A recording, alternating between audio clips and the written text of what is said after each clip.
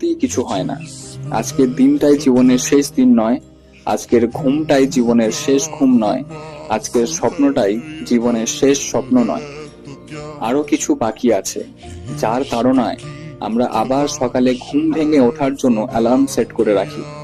হয়তো তখনও জানি না ঠিক কি করার আছে, কিন্তু কিছু তো একটা আমরা করি।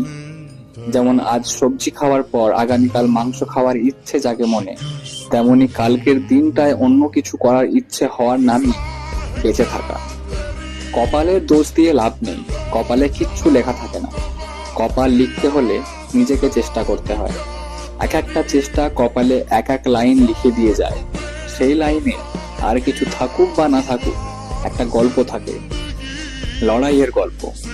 আমার আপনার জীবনের সঙ্গে করতে থাকা প্রত্যেকটা মুহূর্তের লড়াইয়ের কথা ছাপা হয় সেই কপালে।